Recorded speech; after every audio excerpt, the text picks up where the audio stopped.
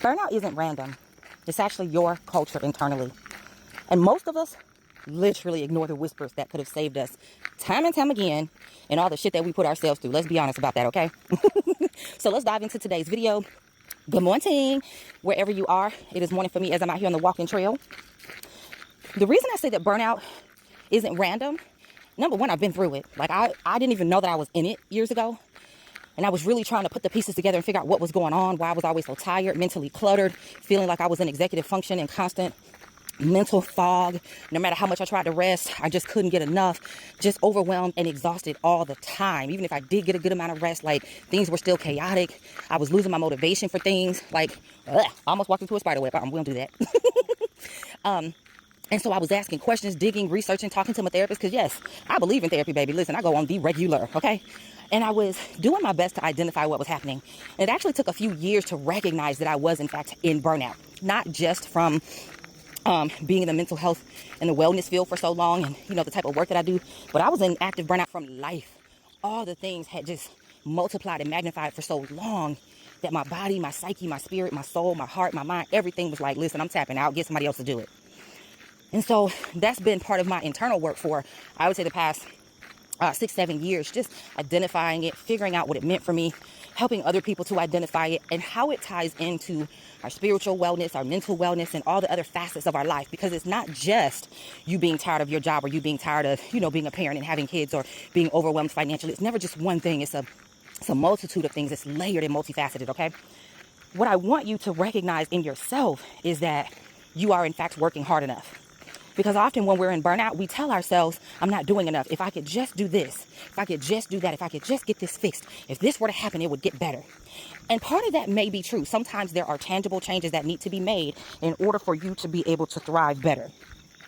What also has to happen is that your mental has to adapt. Your spiritual has to adapt. And part of that is working on your intuition. Because your intuition is that inner GPS, that compass that guides you, that gives you the little whispers and the nudges that says, hey, don't go here, turn here instead. Don't go down that block. Hey, don't eat that. You know what? You need to get up and eat some watermelon or some cherries or some strawberries or some grapefruit or some oranges or some cantaloupe or some honeydew. You know what? You need to eat some broccoli today or some carrots. You know what? You actually need to eat some meat. Your body is craving some more protein and iron. All of those nudges, as well as you walk into a room and turn around and exit immediately. Do not pass go. Do not collect $100. Get thee away from me, right? Your intuition shows up and saying, put that application in today. No, wait until tomorrow. Tomorrow's energy is better for you to get in front of that boss, for them to hire you and schedule your interview based on what they have going on in their life. And you may not know all the things, but your intuition is just nudging you to act or pause based on what your field is gathering, based on what the energy around you is circulating, based on what your oversoul, your higher spirit, your higher self, your team, God, goddess, source, creator, universe, angels, guardians, whatever you believe in. All of that is constantly gathering information and giving you wisdom so that you can make the best informed decision, right? Sometimes it is very loud, and other times it is a whisper. And I think what trips people up, because it used to trip me up, you look for it in one certain way. And when it doesn't show up that way, you're like, well, wait, I didn't hear anything. Another spider web. We're not doing that. You're like, wait, I don't get it. Wait, I'm not sure. And your inner self is like, girl, dude, listen, right? They're screaming at you, but because there's so much external noise with all the people, all the things, all the situations, all the experiences that you have going on, you're doubting your own self. You can't differentiate anymore what's you and what's the other people around you, what's you and what's the economy, what's you and what is society, right? I remember, I'm gonna tell y'all this funny story to help you see, like, it can show up any kind of way, okay? I remember, this has been about 10 years ago, maybe 11. I was sitting at a table with a friend of mine, and we were doing, I think we were just doing like some basic intuitive work, like checking the energy to try to make a couple of decisions that we were both working on. And I started laughing, and she was like, girl, you all right? Like, you, what's happening right now? Because I just started laughing like hysterically, couldn't keep it in. And she looking around trying to figure it out, and I'm just pointing to the corner, like hollering, laughing so hard I started crying. And once I could actually compose myself, I told her, I was like, Barney was over there in the corner dancing. And she was like, what?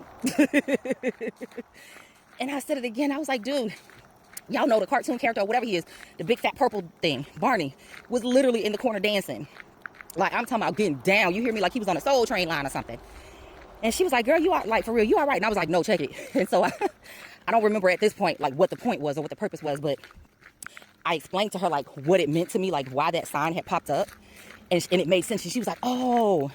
And so my point in sharing that with y'all is sometimes when you're just being fucking obtuse and spirit is like, oh my goodness, we gonna have to just break this down like stupid for them to get this at this moment. Random things can show up in order to get your attention, to make you see, oh, and it'll have some type of relevance based on what you're asking spirit, what you're praying, what you're meditating on, etc. So my hope in sharing that example is that you will see spirit can show up in all kind of ways. Your higher self, oversoul, guardians, angels, whatever it is that you believe in can get your attention in the ways that make sense for you. In that particular moment for me, it was something so out of that moment that just was so ridiculous and funny. It made me stop and pay attention and get out of my head, out of my logical brain, and really just zone in on the answer that I was looking for within, right? Because that's the thing that I want you to understand most of all. Your intuition is within, and it guides you to help you navigate everything without.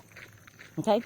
Whether it's a funny joke somebody says, whether it's a billboard you see driving down the highway, whether it is a conversation somebody brings up, or a flashback, or a memory you have, or in the case of what I just shared with you, something so stupid and crazy in the moment that you can't help but to pay attention.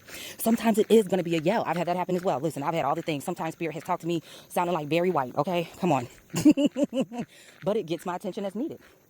I want you to pay attention because your gut, your intuition, is your early warning system. Now, we do understand that fear serves a purpose as well.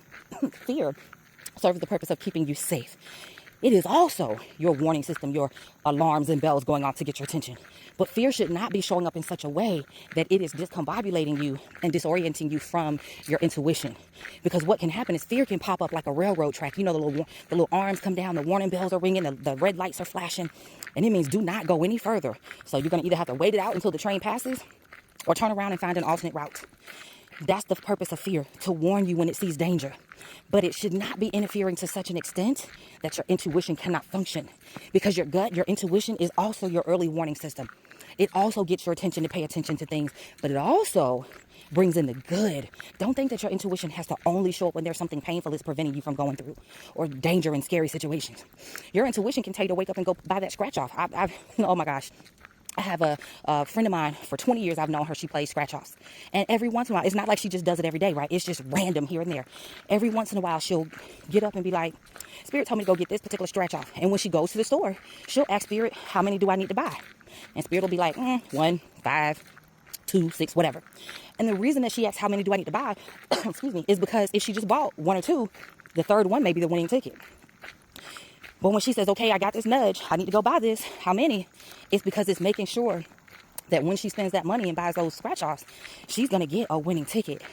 And she always wins. Like I said, it's random. She may go once this year. She may have went 5 times last year. It's just random. But whenever she wakes up and says, Spirit told me to go, she'll go. And she always gets the winning ticket. And it's always enough. Now, the reason I say always, because I don't think it's ever failed her. But it's enough to give her back whatever money she spent on the tickets and make sure she won some extra money. I'm talking about hundreds, thousands, etc. Right? She loves it. Now, the other thing that I want you to remember when it comes to that whisper is that your body speaks before the burnout. If you're in burnout now, just take a moment and think back to all the previous experiences in the past year, 5, 10, maybe even 20. What signals was your body giving you? What awareness did you have that you brushed off because you just had to get that project done? You had to do this one last thing for your kids. You just had to do this extra day at work. You had to make dinner for your mom and your dad because they're elderly and can't do it anymore. You had to get the dog prepped for surgery. Had to travel because your bestie was having surgery. Had to travel because your best bro was getting married. Whatever. All the ways and reasons that you put yourself on the back burner, and your body has been paying the price. Your mind has been paying the price. The third thing, or the next thing I want you to consider, is what that burnout cycle possibly looks like for you. Now, this is not etched in stone in black and white. The experience is different for every single one of us. There are commonalities, but it's also very individual, very personal. When you ignore the small whispers, and that can look like saying yes too much, not saying no enough, not saying yes when you need to, because there was a blessing on the other side of that yes, etc. When you override your rest, when you keep yourself in misaligned spaces, that's the cycle. constantly pushing yourself to do more, constantly pushing yourself to show up, constantly overriding what you need, what your body is screaming for, what your soul and spirit are demanding, and saying, I'll do it next time, I'll do it later, I'll do it tomorrow, I'll do it after. That's the cycle. Burnout isn't just about stress, guys. It's literally the internal culture that you created within yourself by silencing yourself, by silencing your intuition and your own internal voice. It's the culture that you've created when people feel like they can demand everything from you and not give you anything in reciprocity. When your relationships are not fulfilling, when your job is messy and miserable, when your finances are constantly in chaos, when you're overwhelmed and you don't feel like Spirit is listening to you or God hears your prayers anymore. That's the burnout cycle. Where do you see that in your life? Pay attention. Sometimes it's loud things, sometimes it's quiet. But if you see it repetitively, then there's the pattern, and now you're starting to identify your cycle. This is an opportunity for you to journal, talk it out with somebody safe, work it out in therapy, talk it out by yourself and with you and your spirit guides, whatever makes sense for you.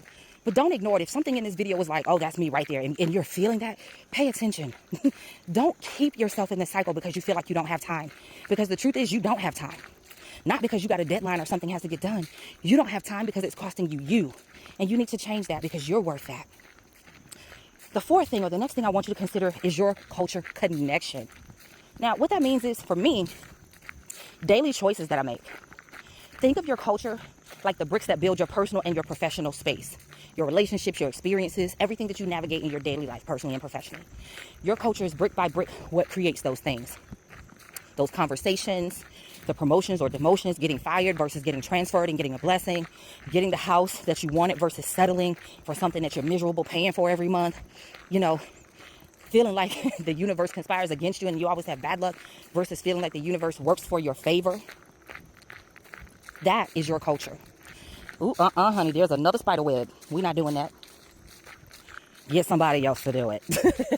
So with that being said, what are your daily choices doing? What are your daily choices showing you? How do you feel as you engage in your everyday life? Really sit with that and think about that. There's no right or wrong answer, but you have to figure out what it is that you are doing or not doing that is helping you live the life that you want to live. And your intuition and your internal culture are two of the strongest parts of that foundation.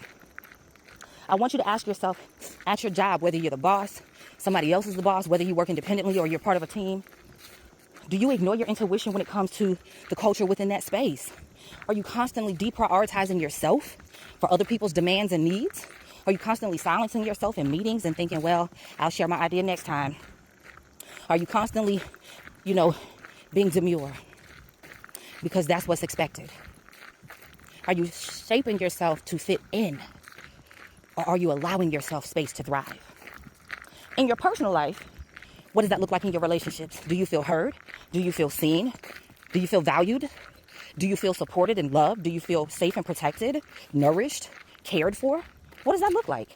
Because if you're ignoring your intuition, that's like building exhaustion into the fabric of your life. You're never going to win with that cycle. It's always going to feel like you're a hamster on a wheel running in a cage. Number 5, I want to talk about what that shift looks like.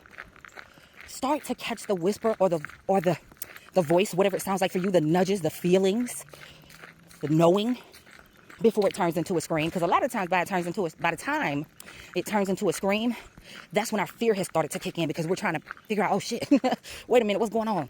The 5-alarm bell is ringing. Am I supposed to panic? What am I doing? Right, the chaos kicks in.